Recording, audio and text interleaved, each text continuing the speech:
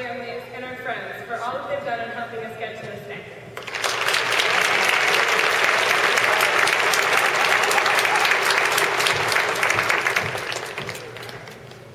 All right, check on the thank yous.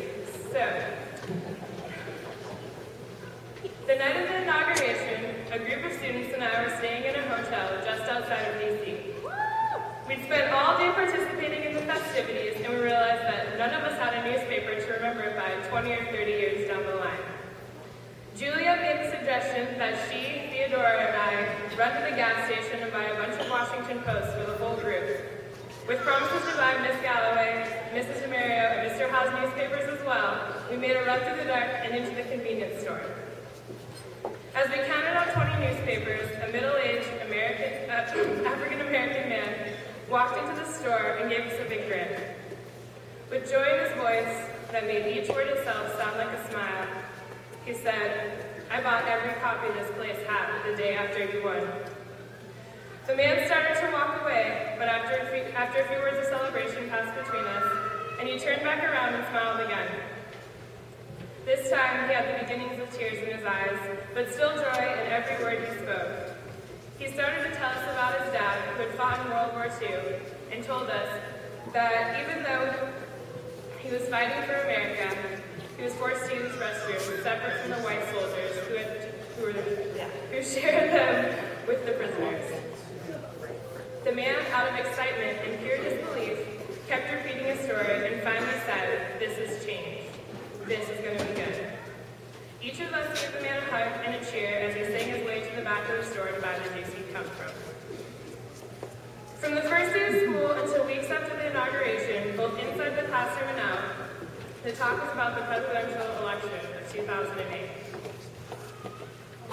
The election itself was historic, but the outcome would be in our grandchildren's history books.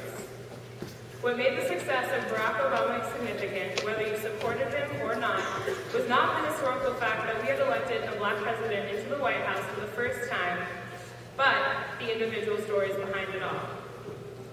All of us heard them, men and women who had been oppressed in our lifetime, 96-year-olds voting for perhaps their last time or maybe even their first, and the younger generation who, each for their own reasons, stepped out and became active. Just like the election, what has made high school significant for us all are the individual stories. The fact is, everyone goes to high school, and a lot of people graduate, but it's our stories that have made this unique and meaningful. Some of us will reminisce about sophomore year, when we fought to get a battle of the bands implemented, which, if I might add, had big success. Some of us might think back fondly to the days we raced to Fred Meyer's at lunch to beat the rush for the deli line, and when we're poor, hungry college students, we'll wonder where the funds for our excursions came from. We'll remember the biggest outrage in West Valley history, a change in class schedule which had been the same for over 15 years and made the words ideal free period obsolete. And none of us will forget battling the new tardy policy, which both instilled the fear of being swept, as well as created the novel idea of showing up to class on time. We'll laugh about pranks pulled inside the classroom and out, like the time Sam Allen stuck a moose leg in Devin Fitzpatrick's locker, or the time he showed up to class soaking head to toe wet and claiming it was from a toilet dysfunction.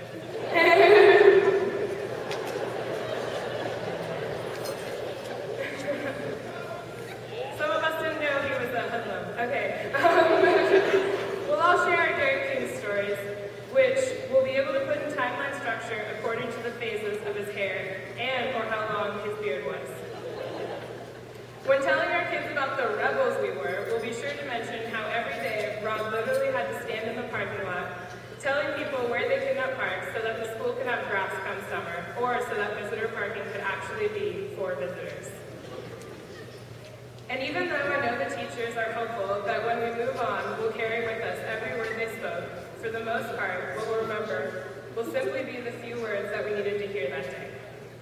Like the day that Mr. Mario told me simply, go, when I began talking about travel plans with her. Or when Ms. Heimer let us all off the hook for being the best at everything by telling us to do one thing very well and a lot of things badly. memories that have made up the last 4, and for some of us 14 years that we've spent together. But the ones we all know are not what's important. What's important are the stories we have not heard, the ones that are necessary the way the stories behind the election all were. The power of those stories was not that we could relate, it was that they opened our eyes and our hearts when we didn't even know they were closed.